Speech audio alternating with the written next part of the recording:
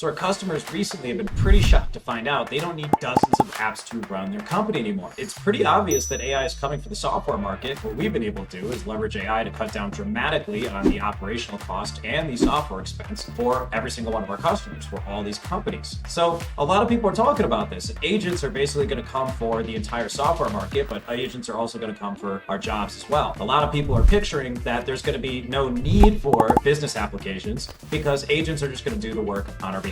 So we'll have like an AI agent, a technician, or an accountant that does your taxes. And so we don't need QuickBooks and we don't need all these different things where we normally do our taxes because the AI is going to do it for us. Now, that's not really how we've been seeing it go down, although we have been seeing AI come for the software market really, really quickly in our experience, but it's really not that we're replacing people with like an AI agent that does the exact same job that they're doing. What we're using instead is self-building applications. Like for instance, our app, Omega AI, is a self-building business suite. And so what we can do is we can sit down and just prompt the AI and tell it what our workflow is and what needs to be done. And it can focus on really, really specific workflows. They're really high leverage and they're really powerful. But what a lot of people are saying is that business applications, the way that we're seeing them today, are going to go completely out the window. I think that's only partially true. So CEO of Microsoft, Satya Nadella, has been talking about this exact same topic pretty recently. SaaS applications or biz apps. So let me just speak of our own dynamics thing. Right. The approach at least we're taking is, I think the notion that business applications exist, that's probably where they'll all collapse, right, in the agent era. Because if you think about it, right, they are essentially CRUD databases with a bunch of business logic. So I'm going to stop him right there, but that's basically the same thing that I'm saying here. All of these business applications are just CRUD databases with business logic thrown on top. And so what the current speculation is that these are going to replace the business apps that we use. And he's even mentioned his own app from Microsoft, which is Dynamics. This is what they use to coordinate, or what their customers use to coordinate lots and lots of people. And they're only one person in this scene. SAP is the market leader here. 98 of the Fortune 100 companies actually use SAP to get their work done. So it basically has 100% market share in the Fortune 100. And also NetSuite by Oracle has a 70% market share in the Fortune 100. That's because if we want to coordinate thousands of people, or we need to coordinate between businesses that all have thousands or millions of employees, then we need to have some kind of software to make the trains run on time. So if you want to do anything of importance, anything substantial, you need some kind of workspace that's going to coordinate things. But we're thinking now, and what a lot of people are saying, is that agents are going to be basically replacing that. And so software as we know it, especially business software, is going to fall into the wayside. And all of that is going to be completely replaced by AI. The problem is it's speculation. That's the operative word here. It's all speculative right now. And we're seeing research come out, like this report from IDC, showing that 88% of AI proof of concepts never make it into production. They stay in this research and development phase.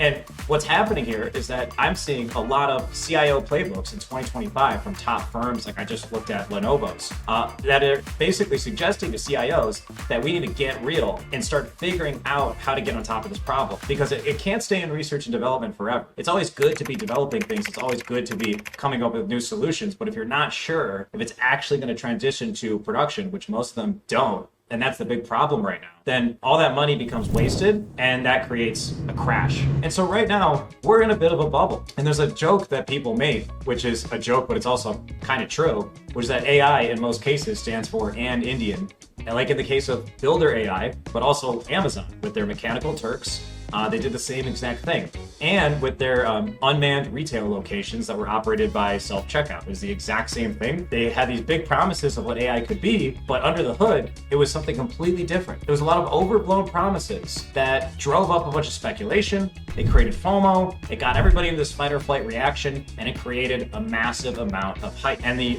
leaders in researching hype are the analytics firm that we all know, Gartner. Every single year, they post what's called the Gartner hype cycle. And the way the Gartner hype cycle goes is you start with uninformed optimism, and there's a lot of expectations. Expectations are the y-axis here. And those expectations drop down once things don't actually start making it from proof of concept into mainline production, those expectations go down and down and down into what they call the trough of despair. That's basically a market crash, like the dot-com crash. That's the trough of despair. And that's with the hype of the internet and e-commerce and all these different things. Once that trough of despair happens, it burns down the entire market. Basically, all those heightened expectations are like adding more and more gasoline to the fire. And then when you go into the trough of despair, that's basically when we can't get into production and the market crashes. In that fire creates ashes from which the most valuable companies in the world are always created. Like the FANG companies, which were created in the ashes of the dot-com market burn down. Those FANG companies are comprising most of the Magnificent Seven, which account for basically over 50% of the stock market gains in recent years. So there's a silver lining to all this, which is that this technology is very powerful, but over-promising is not the approach. The approach now is more important than ever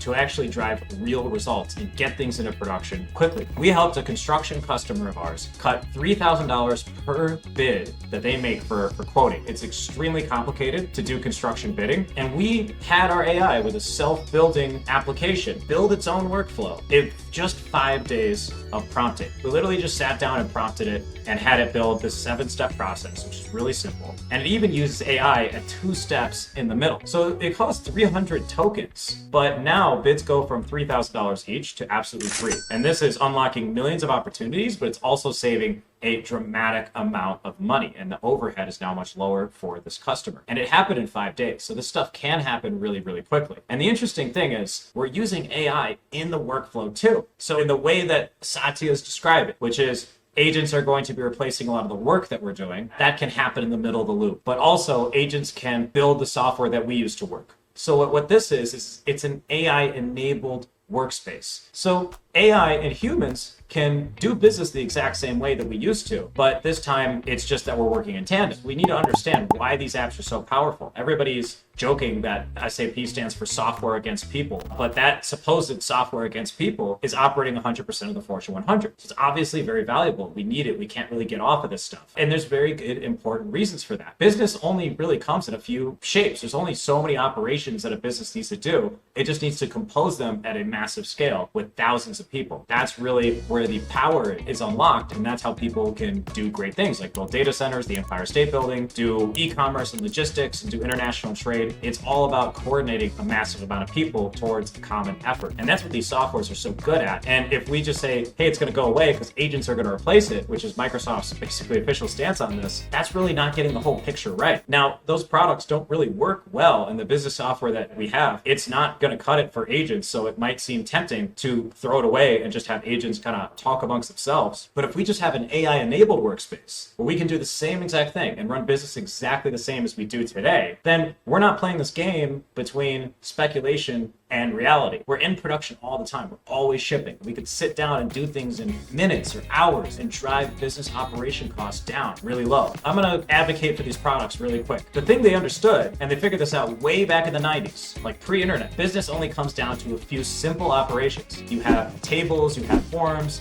you have analytics. I can see this exact same project as a board view, like in Jira or Trello or Asana, things like that. Task management or ticketing systems, they all look like boards. And then there's analytics. I want to have insights. I want to figure out stuff about my margin. I want to look at how my sales team's performing, but it's still the same data. And then tables. I can look at all this information as tables. And then businesses also need ways to communicate. They need documentation. They need comments. They need email and calendar. We need to be able to schedule things. But why not just have a workspace that works with AI so people and AI can work in tandem? We need to have structured data, and we need something that can coordinate a lot of people, or in this case, lots of agents. We might have 10,000 people at a company, but that 10,000 people might also have 20,000 agents. We might start seeing really, really complicated infrastructure. Once we start using AI-enabled workspaces, once AI becomes more and more into mainline production, we're going to potentially see more agents than we have people at a company. Like for instance, this bidding automation that we did used 2 different AI pieces in the middle of that process. And there was an AI agent that built the system. So it's already 3 different components that use AI. So it's just going to grow and grow and grow, and it's going to get more complicated. But the thing is, we still need to coordinate this stuff. We still need to get 1,000 people on the same page and have different roles and be able to do the basic stuff that we've always been doing, filling out forms and putting things on calendars and doing task management. AI agents aren't going to change that. That's just not going away. And that's kind of the reality that I think a lot of people are ignoring, which is a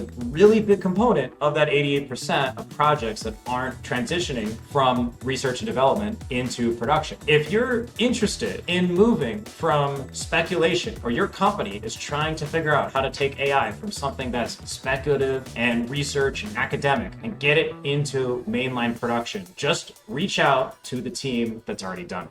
Thank you.